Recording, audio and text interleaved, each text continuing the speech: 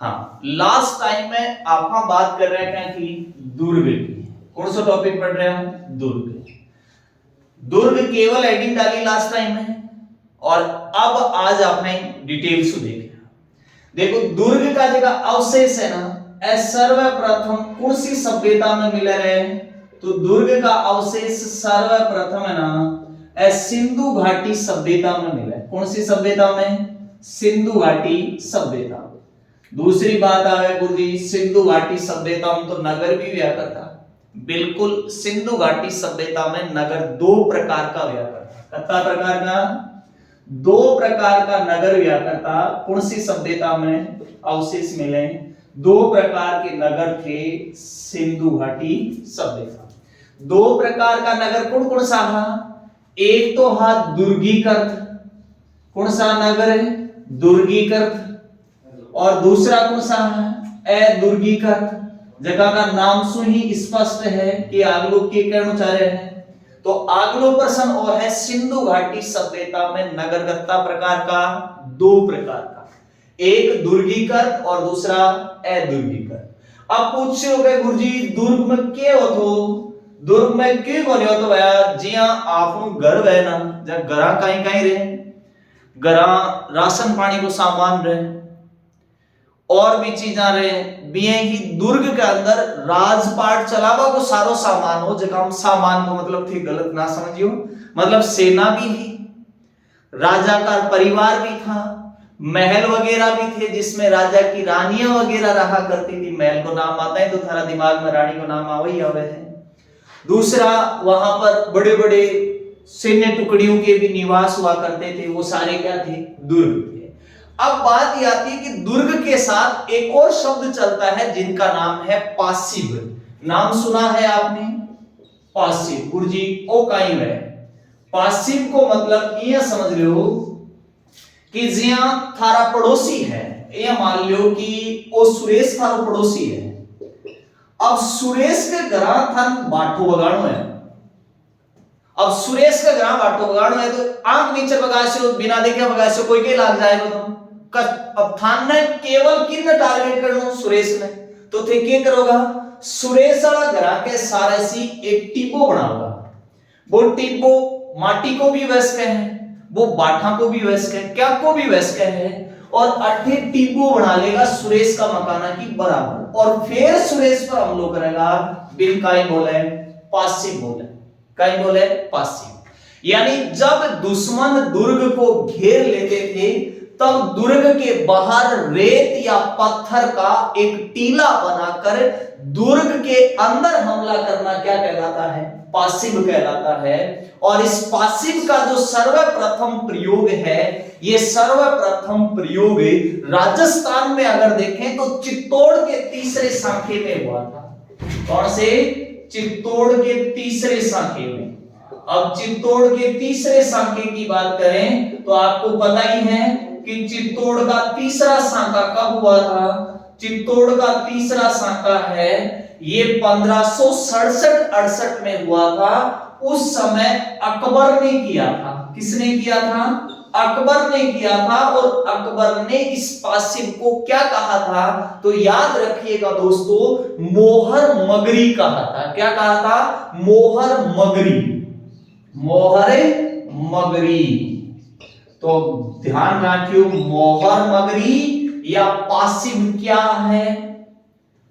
तो जब दुश्मन दुर्ग को घेर लेते थे तब दुर्ग के अंदर बाहर, दुर्ग के बाहर सॉरी, जब दुश्मन दुर्ग को घेर लेते थे तो दुर्ग के बाहर रेत या पत्थर का एक टीला बना करके दुर्ग के अंदर हमला किया जाता था। उसको क्या कहते थे? पासिब। और सर्वप्रथम इसका प्रयोग है ये चित्तौड़ के तीसरे सांके में हुआ था 1567-68 में। किसने किया था? अकबर ने। और इसका नाम अकबर ने क्या रखा था? मोहर मगरी रखा था। क्या रखा था? मोहर मगरी कहा था अकबर ने। राजस्थान में दुर्गों की श्रेणियों की बात करें तो राजस्थान में दुर्गों की कितनी श्रेणियां हैं? राजस्थान में दुर्गों की श्रेणियां भी तो सारा थे मारवाड़ी समझो। राजस्थान में दुर्गों की श्रेणियां हालांकि अलग अलग विचारक और अलग अलग ग्रंथों में अलग अलग विवरण मिलता है, लेकिन सामान्यतः राजस्थान में ये 3 तरह के दुर्ग प्रचलन श्रेणियों में अपन पढ़ते हैं। एक तो दुर्गा की श्रेणी में वह किला, काई वह किला, एक वह गढ़, और एक काई वह दुर्ग, काई वह दुर्ग। देखो किला, गढ़, दुर्ग आ तीनों थोड़ो थोड़ो अंतर है। किलो वह ना तो इनमें साधारण निवास वह, काई वह साधारण निवास वह। गढ़ जो वह, इस गढ़ में किले से तो उच्च होता है, यानी किले से उच्च सुविधा युक्त होता है, उच्च वह दुर्ग से निम्न होता है, दुर्ग से निम्न होता है। जबकि दुर्ग की जो श्रेणी है ना वह सर्वश्रेष्ठ है। एक दुर्ग शब्द आगो ना इन सारी चीजें शामिल होगी। इको मतलब है बटे राजा को सैन्य बल भी है, बटे राजा को निवास भी है, बटे बी के अंदर महल भी वैसे है, बी के अंदर मंदिर भी वैसे है, या राजा की अन्य कोई कला भी बटे प्रदर्शित करेगी वैसे है। लेकिन अब हम बात करा देश में सर्वाधिक दुर्ग कौन से राज्य में है, तो याद रखना दोस्तों, देश में जो सर्वाधिक दुर्ग हैं, ये सर्वाधिक तो कहां पर है, सर्वाधिक है महाराष्ट्र में, कटे हैं महाराष्ट्र में है साहब, सबसे ज्यादा दुर्ग कटे हैं महाराष्ट्र में। जबकि देश दूसरा नंबर पर कौन सा राज्य को नाम है, तो दूसरा नंबर पर नाम आवे मध्य प्रदेश को, की को आवे है मध्य प्रदेश को नाम आवे। जबकि दुर्ग का मामला में राजस्थान को कौन सा नंबर है 300, सॉरी 300 है, 300 नहीं। तो दुर्ग के मामले में राजस्थान का कौन सा स्थान है, तो दुर्गों के मामले में राजस्थान का तीसरा, मध्य प्रदेश का दूसरा और महाराष्ट्र का पहला। अब बात आवे कि राजस्थान में सबसे ज्यादा दुर्ग कटे हैं, तो राजस्थान में सर्वाधिक जो दुर्ग है वो कहां पर है, जयपुर में सर्वाधिक दुर्ग हैं। बाकी देश में राजस्थान का कौन सा नंबर है, तीसरा नंबर है। दूसरी बात यहां पर अर्थशास्त्र और कौटिल्य द्वारा रचित मनुस्मृति की भी, मनु द्वारा रचित मनुस्मृति की भी बात कर लेते हैं। कौटिल्य ने तो अर्थशास्त्र लिखा था, उसके बारे में भी अपन चर्चा कर लेते हैं। तो एक बार मैं मिटा दूं, और पासिब को जरूर ध्यान में रखियो। अकबर ने इसे मोहर मगरी कहा था, पासिब को क्या कहा था, मोहर मगरी।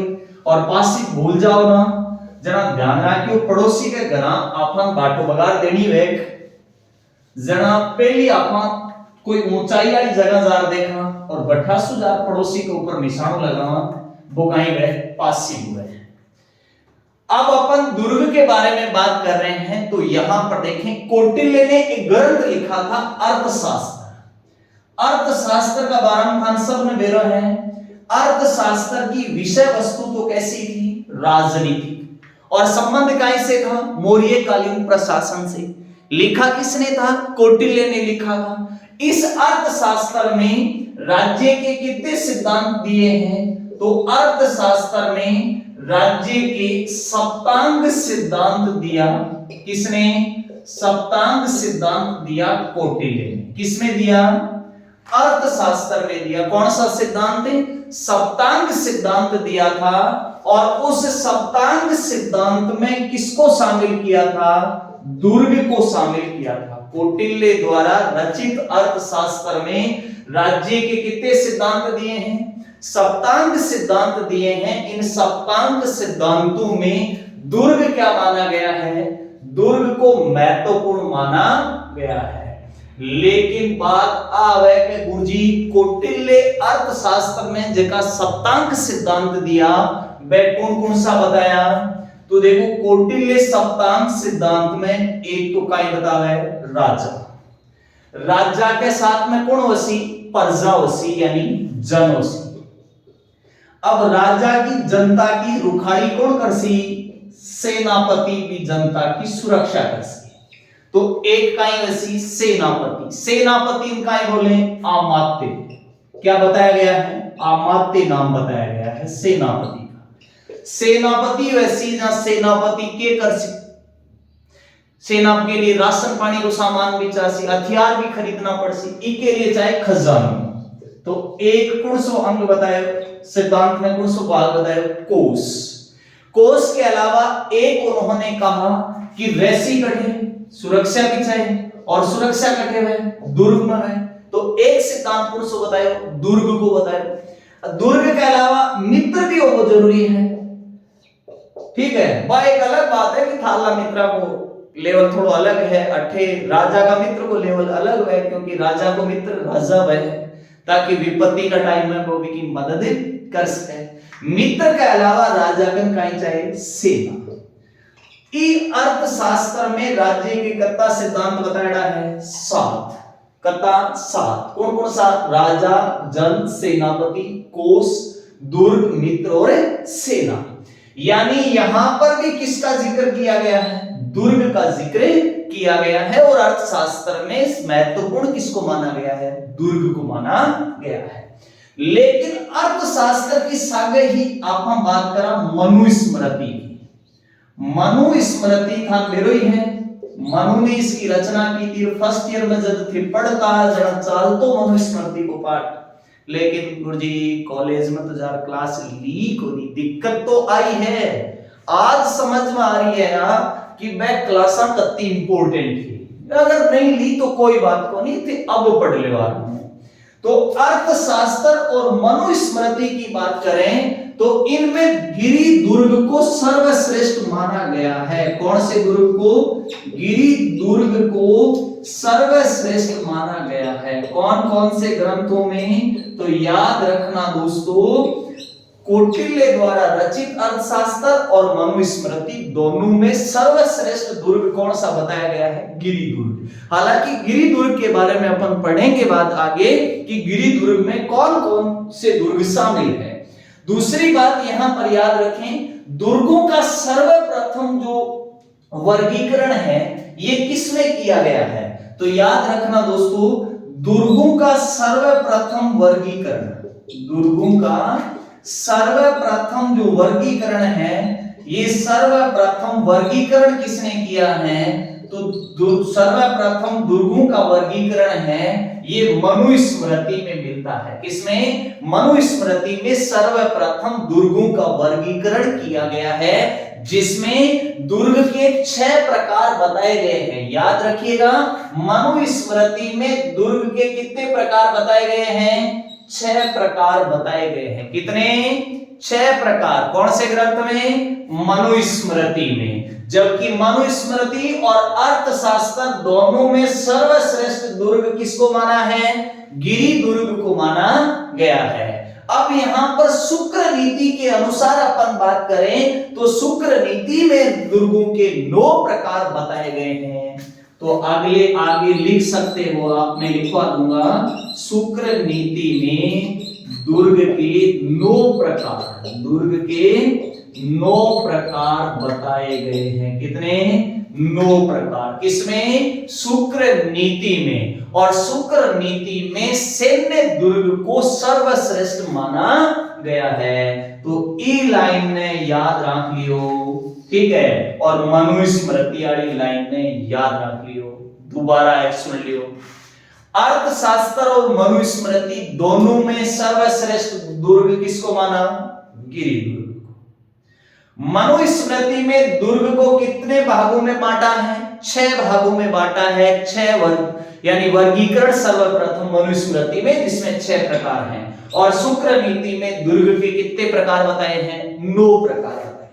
अब आप हम पे 9 प्रकार पढ़ लिया कि शुक्र नीति में जो 9 प्रकार के दुर्ग बताए गए हैं, ये 9 प्रकार के दुर्ग कौन कौन से हैं?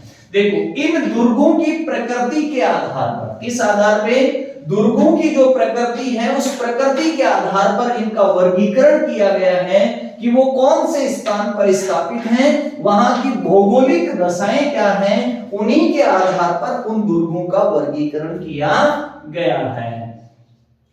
अब देखो, शुक्र नीति के अनुसार सबसे पहले कहा गया है दुर्ग में जल दुर्ग। कौन सा? जलदुर्ग। और जलदुर्ग को थम बेरोई है कि जलदुर्ग को दूसरा नाम क्या बोलते हैं? औदक है। क्या बोलते हैं? औदक दुर्ग। औदक दुर्ग, यानी वह दुर्ग जो चारों ओर जल से घिरा हुआ हो, वो कौन सा दुर्ग कहलाता है? जलदुर्ग कहलाता है। जैसे कि गागरोन का दुर्ग, कौन सा? गागरोन का किला। और गागरोन था बिरोई है, कठे है झालावाड़ में। कौन सी जिले में है? झालावाड़ जिले में। कौन सा दुर्ग? गागरोन का किला जलदुर्ग की श्रेणी में आता है। एक आता है भैंसरोडगढ़ का किला, और भैंसरोडगढ़ का पता ही है कि भैंसरोडगढ़ गठे पड़ रहे गुरुजी। भैंसरोडगढ़ तो जठे भैंस रहे बैठे, और भैंस भाई जी ठाण में रहे, भैंसरोडगढ़ में तो नहीं रहे। भैंसरोडगढ़ एक जगह को नाम है। भैंसरोडगढ़ जो दुर्ग है वो चित्तौड़गढ़ जिला में पड़ा है। और वो दुर्ग कौन सी श्रेणी को दुर्ग है? तो ध्यान रखियो, जलदुर्ग या औदक दुर्ग की श्रेणी में है।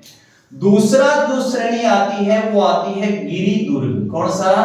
दूसरी श्रेणी आती है गिरि दुर्ग, या गिरि दुर्ग को आप कह सकते हैं पार्वत दुर्ग, यानी वह दुर्ग जो पहाड़ी पर बना है। कहां पर है?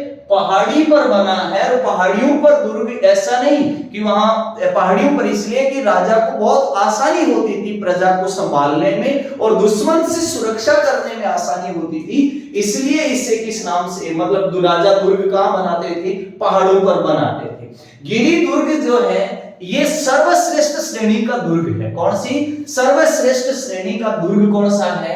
गिरि दुर्ग है। और याद रखिएगा, अर्थशास्त्र और मनुस्मृति, अर्थशास्त्र व मनुस्मृति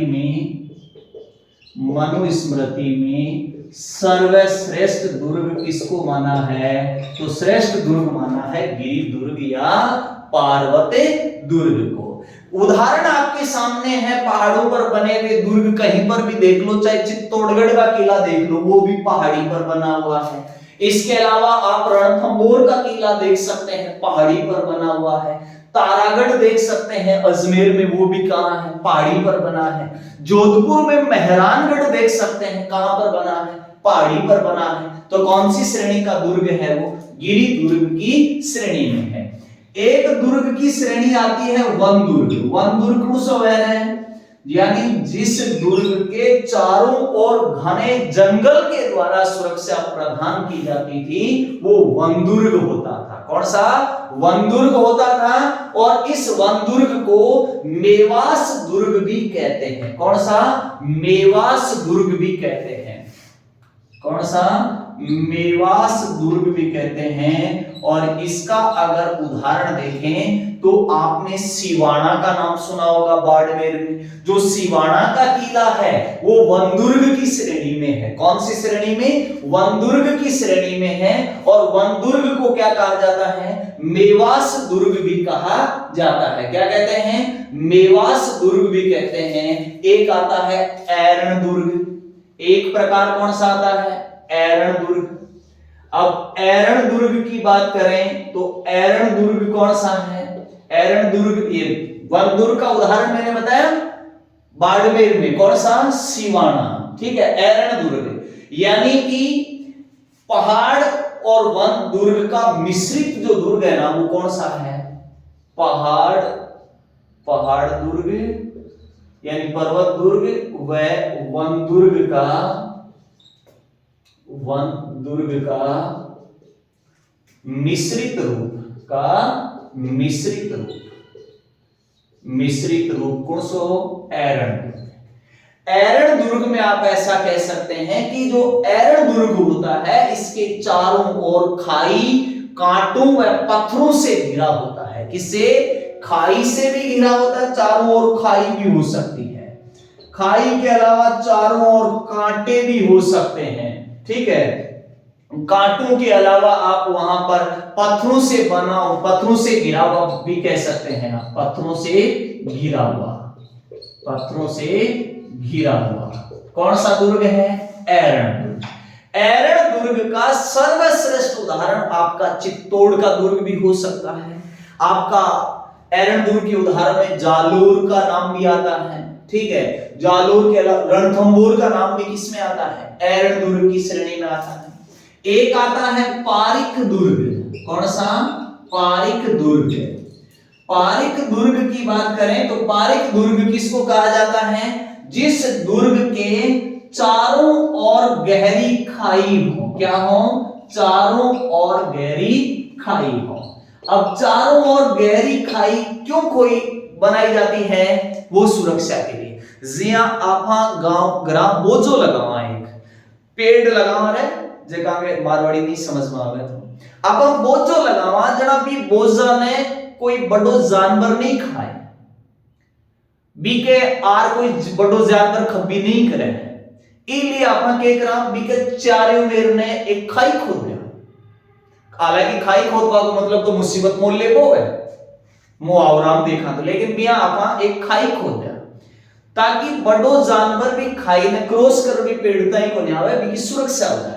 ठीक भी तरीका से पारिक दुर्ग बनाया करता राजा, भी चारों ओर गहरी खाई बना देता ताकि दुश्मन जल्दी से दुर्ग पर हमलो को नहीं कर सके। भरतपुर में का उदाहरण मिले, बीकानेर में, चित्तौड़ में, नागौर में पारिक दुर्ग का था उदाहरण बहुत सारा देख बताएं मिल सकता है। एक आता है पारिद दुर्ग।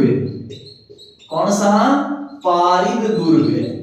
और पारिद दुर्ग की बात करें तो पारिद दुर्ग कहा गया है कि चारों ओर दीवार होती है, यानी जिसके चारों ओर क्या हो? चारों ओर परकोटा हो। चारों ओर दीवार यानी परकोटा हो, यानी थे इया कैसको रहे कि जक्का दुर्ग के चारी मेर ने डंडो काटड़ो है ना, वो कौन सा दुर्ग की श्रेणी में है? पारिक दुर्ग की श्रेणी में है। एक उदाहरण भी था चित्तौड़, जालोर, बीकानेर, जैसलमेर में एक उदाहरण दुर्गा मथन देखने के लिए मिल सकता है। एक वह धानव्य दुर्ग। कौन सा वह? धानवन दुर्ग। कौन सा वह? धानवन दुर्ग, यानी वह दुर्ग जो कहां पर बना हुआ हो? मरुस्थल से घिरा हुआ हो, यानी जिके चारी मेर ने रेत ही रेत वह और क्यों नहीं वह, यानी वो कुर्सो दुर्ग वह वो धानवन दुर्ग है, यानी मरुस्थल से घिरा हुआ। कौन सा? मरुस्थल से घिरा हुआ। ठीक, और मियां भी था बता दूं सीटी की एग्जाम आ रही है, और फिर भी अगर ई वीडियो में कोई ऑनलाइन देख रहा है तो भाई जी थान बता दूं अब रेगुलर ई के ऊपर वीडियो आसी रेगुलर। हालांकि भाई एक अलग बात है क्लास का आसी, लेकिन एक सीक्वेंस में सिर्फ खास तौर से राजस्थान जीके का वीडियो बम्पर आसी के पर, ठीक है। तो इसलिए बराबर भाई जी अगर थानिया लागे कि ठीक ठाक है तो थोड़ा शेयर कर दे यार, 2-4 भाई तक और पूछा दो, ठीक है। तो दानवन दुर्ग कौन सा है? जो किससे घिरा हुआ हो? मरुस्थल से घिरा हुआ हो। और उदाहरण आपके सामने है, जैसे सोनारगढ़ का किला आता है। सोनारगढ़ का किला आता है, वो कहां पर है? जैसलमेर में है। इसके अलावा अपन दुर्ग के एक प्रकार की बात करें तो एक आता है सैन्य दुर्ग। कौन सा? सैन्य दुर्ग। और सैन्य दुर्ग का दूसरा जो नाम आता है वो कौन सा आता है? सहाय दुर्ग। कौन सा? सहाय दुर्ग, यानी जिस दुर्ग में जो सैन्य दस्ता निवास करता था वो सैन्य दुर्ग कहलाता है, जिसमें सेना और जो भाई बंधुत्व वाले लोग हैं वो रहते थे, और इसे नर दुर्ग भी कहते हैं। इसका दूसरा नाम क्या है? इसका दूसरा नाम है नर दुर्ग। कौन सा? नर दुर्ग। इसको क्या कहते हैं? नरे दुर्ग। कितना प्रकार होगा? 8 प्रकार होगा। 8 कौन कौन सा होगा जी? सबसे पहले बताओ जल दुर्ग। जल दुर्ग में था मेरो ही है कि जो किससे घिरा हुआ हो? चारों ओर जल से घिरा हुआ हो, ठीक है। और दूसरो बताओ गिरि दुर्ग। गिरि दुर्ग को मतलब कहीं है कि जो चारों ओर किससे घिरा हुआ हो? चारों ओर पहाड़ी से घिरा हुआ हो, या सॉरी माफी चाहूंगा पहाड़ी के ऊपर बना हुआ हो। और अर्थशास्त्र और मनुस्मृति में इसको श्रेष्ठ माना है। वन दुर्ग, इसको मेवास दुर्ग भी कहते हैं, चारों ओर वन से घिरा हुआ। ऐरण दुर्ग पहाड़ दुर्ग और वन दुर्ग का मिश्रित रूप है, इसके चारों ओर खाई, कांटे या पत्थरों से घिरा हुआ ये होता है। पारिक जो दुर्ग होता है, इसके चारों ओर गहरी खाई होती है। पारिक दुर्ग के चारों ओर दीवार यानी परकोटा होता है। दानव्य दुर्ग मरुस्थल में, सैन्य दुर्ग है, इसे सहाय दुर्ग कहते हैं, और दूसरा इसे नरदुर्ग भी कहा जाता है। और एक जो नौवां प्रकार आता है वो आता है स्थल दुर्ग। कौन सा? स्थल दुर्ग। स्थल दुर्ग का मतलब क्या है कि समतल भूमि पर बना हुआ, यानी कोई उबड़ खाबड़ नहीं है, एकदम समतल भूमि पे बना हुआ दुर्ग कौन सा है? नर दुर्ग है। तो ये तो शुक्र नीति के अनुसार दुर्गों के क्या हो गए? प्रकार हो गए। शुक्र नीति में कितने प्रकार बताए हैं? 9 प्रकार बताए हैं, 9 मैंने बता दिए हैं। लेकिन मनुस्मृति और कौटिल्य द्वारा रचित अर्थशास्त्र में देखें तो इसमें दुर्ग के कितने प्रकार बताए गए हैं? इसमें दुर्ग के 6 प्रकार बताए गए हैं। कितने? 6 प्रकार। लेकिन दुर्गों का सर्वप्रथम जो वर्गीकरण है, ये सर्वप्रथम वर्गीकरण किसमें किया गया है? मनुस्मृति में किया गया है। लेकिन कौटिल्य के अर्थशास्त्र की बात हो गई, लेकिन कौटिल्य की अपन बात करें तो कौटिल्य ने कितने प्रकार बताए हैं? कौटिल्य ने 4 प्रकार बताए हैं। कौटिल्य ने दुर्गों के कितने प्रकार बताए हैं? 4 प्रकार बताए हैं। तो कौटिल्य का नाम आए फिर दुर्ग पूछे तो कितने प्रकार बताए हैं? 4। और पहली मैं थान बता दूं, कौटिल्य को नाम आवे ना जना इको अर्थ 2 चीजा सु लगानो है कि मौर्य साम्राज्य का प्रशासक था ये। ठीक है, मौर्य साम्राज्य में प्रशासनिक जो जिम्मा था वो सारा इन्हीं के दिमाग से रन हो रहा था। वो आपको पता ही है कि किसके दरबार में किसकी बेइज्जती हुई, क्यों हुई, फिर ये आया, फिर इसने नया साम्राज्य खड़ा कर दिया। कौटिल्य ने 4 प्रकार के जो दुर्ग बताए हैं, ये कौन कौन से बताए हैं? उन्होंने एक तो कहा औदिक यानी जल दुर्ग। एक तो कौन सी श्रेणी बताई? औदिक बताई। औदिक के अलावा दूसरी इन्होंने कही गिरि दुर्ग या पार्वत दुर्ग। कौन सी बताई? पार्वत दुर्ग। तीसरा इन्होंने बताया धानवन दुर्ग, यानी जो किससे बना हुआ है? धानवन दुर्ग, यानी जो रेत पर बना हुआ है। और जो चौथा प्रकार यहां पर बताया गया है वो कौन सा है? वन दुर्ग का है। तो कौटिल्य ने कितने प्रकार बताए हैं? 4 प्रकार बताए हैं। लेकिन याद रखें, सर्वाधिक विदेशी आक्रमण सहने वाला दुर्ग, सर्वाधिक विदेशी आक्रमण, सर्वाधिक विदेशी आक्रमण कौन से दुर्ग पर हुए थे? तो सर्वाधिक विदेशी आक्रमण है ये बटनेर। कौन सा? बटनेर का किला जो है, ये बटनेर का किला कहां पड़ता है? हनुमानगढ़ है।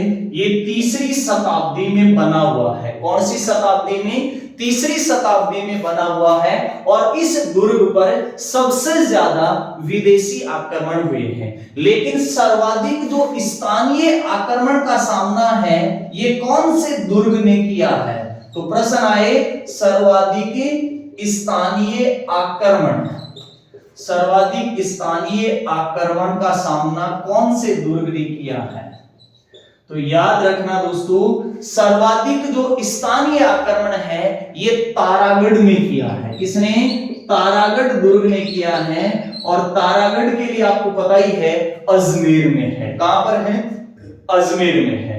लेकिन याद रखें, राज्य का पहला जो लिविंग फोर्ट है वो कौन सा है? ये सबसे बड़ा लिविंग फोर्ट, सबसे बड़ा लिविंग फोर्ट, लिविंग फोर्ट। तो इसमें तो आप सब जानते हैं सबसे बड़ा लिविंग फोर्ट कौन सा है? चित्तौड़ का किला है। कौन सा? चित्तौड़गढ़ का दुर्ग है जिसमें सबसे ज्यादा लोग निवास करते हैं। लेकिन दूसरा याद रखिएगा कि अब पहला तो ये कौन सा है? लिविंग फोर्ट चित्तौड़गढ़ है, लेकिन पहला, ठीक है। और लेकिन दूसरा जो सबसे बड़ा है, ये दूसरा बड़ा कौन सा है? तो याद रखना, दूसरा बड़ा लिविंग फोर्ट है ये जैसलमेर है। कौन सा है? जैसलमेर जो किला है, ये जैसलमेर का किला है। और जैसलमेर के किले में भी अपन बात करें, सोनारगढ़ याद रखना, जैसलमेर तो मैंने शॉर्ट में बता दिया। सोनारगढ़ का जो किला है ये लिविंग फोर्ट है, जो दूसरा बड़ा है। पहला बड़ा लिविंग फोर्ट कौन सा है? चित्तौड़गढ़। और दूसरा कौन सा है? सोनारगढ़ जैसलमेर है।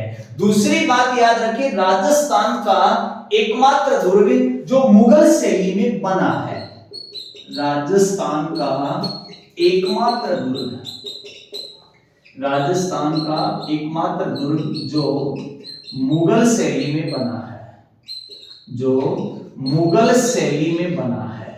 और मुगल शैली में बना एकमात्र दुर्ग आपका अजमेर में है। कहां पर है? अजमेर में है, जिसका नाम है मैगजीन दुर्ग। कौन सा? मैगजीन दुर्ग। और दोस्तों याद रखना, ये वही मैगजीन दुर्ग है जहां पर 10 जनवरी 1616 ईस्वी को, कब? 10 जनवरी 1616 ईस्वी को जो ईस्ट इंडिया कंपनी का प्रतिनिधि था, कौन है? 10 जनवरी 1616 को अजमेर के मैगजीन दुर्ग में जहांगीर ने मुलाकात की थी सर टॉमस रो से। किससे? सर टॉमस रो से, जो उस समय यूं कहें सम्राट का एक राजदूत के रूप में भारत आया था। 3 वर्ष तक सर टॉमस रो मुगल दरबार में रहा था और अंत में उसे व्यापार की अनुमति मिल गई थी। सर टॉमस रो की जहांगीर से पहली मुलाकात है, ये अजमेर के मैगजीन दुर्ग में ही हुई थी। कब? 10 जनवरी 1616 ईस्वी को। और इस मैगजीन दुर्ग की जो नींव है, ये मैगजीन दुर्ग की नींव किसने डाली थी? तो याद रखना दोस्तों, मैगजीन दुर्ग की नींव है ये दादू दयाल ने रखी थी। किसने? दादू दयाल ने रखी थी। नींव किसने रखी थी? दादू दयाल ने रखी थी। और दूसरी बात याद रखें, अंग्रेजों द्वारा निर्मित दुर्ग कौन सा है? अंग्रेजों द्वारा निर्मित दुर्ग, अंग्रेजों द्वारा निर्मित एकमात्र दुर्ग जो अंग्रेजों द्वारा निर्मित है, नाम किसका आता है? अंग्रेजों द्वारा निर्मित दुर्ग में नाम आता है ताड़गढ़, जो कहां पर है? अजमेर में है। कहां पर है? अजमेर में है, जिससे दूसरा नाम क्या है? बोरासवाड़ा। कौन सा? बोरासवाड़ा, बोरासवाड़ा या ताड़गढ़, ये कहां पर है? अजमेर में, जो कि अंग्रेजों द्वारा निर्मित एकमात्र दुर्ग है। लेकिन अपन प्राचीन काल के अंदर अगर झांक करके देखें तो सबसे प्राचीन जो दुर्ग है वो कौन सा है? बटनेर का किला हनुमानगढ़ है, जो 3री शताब्दी में बना था। और दूसरा सबसे प्राचीन है चित्तौड़ का किला है, जो 7वीं शताब्दी में बना था। कौन सी में? 7वीं शताब्दी में बना था। लेकिन सबसे नवीन दुर्ग की बात करें तो सबसे नवीन दुर्ग है मेहरानगढ़ जोधपुर। कौन सा? मेहरानगढ़ जोधपुर है, मेहरानगढ़ जोधपुर। जबकि दूसरा सबसे नवीन कौन सा? मेहनगढ़ जैसलमेर सबसे नवीन है, जबकि दूसरा सबसे नवीन लोहागढ़ भरतपुर है, जो 1773 में बनाया गया था। दूसरी बात याद रखिए, राजस्थान में मिट्टी से बने दुर्गों में बात करें तो बटनेर का किला है और लोहागढ़ का किला है, ये मिट्टी से बने हुए हैं। लेकिन एक ग्रंथ आता है जिसका नाम आता है, नाम सुना होगा आपने, वीर विनोद। वीर विनोद की रचना किसने की थी? श्यामल दास ने की थी। वीर विनोद की रचना किसने की थी? श्यामल दास ने वीर विनोद की रचना की थी। वीर विनोद, वीर विनोद किसकी रचना है? वीर विनोद है ये श्यामल दास की है। किसकी है? श्यामल दास की रचना है। और इस रचना और दुर्ग का क्या संबंध है? तो याद रखना दोस्तों, इस वीर विनोद के अनुसार जो 84 दुर्ग हैं, इन 84 में से 32 दुर्ग हैं। ये 32 दुर्ग किसने बनाए हैं? राणा कुंभा ने बनाए हैं। किसने?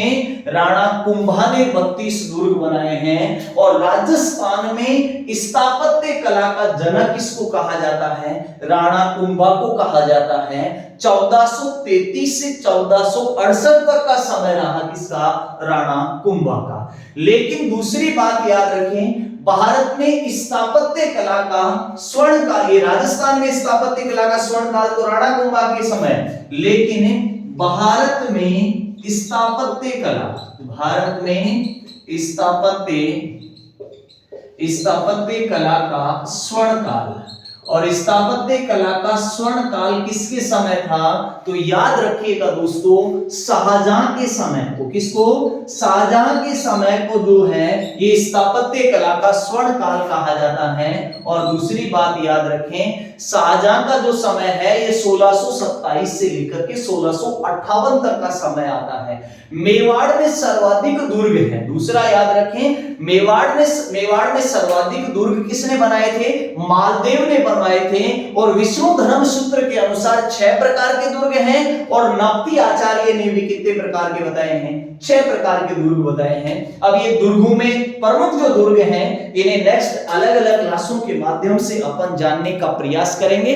धन्यवाद, जय हिंद। और अंत तक अगर आपने क्लास देखी है तो कमेंट बॉक्स में कमेंट करना ना भूलिएगा। धन्यवाद, जय हिंद।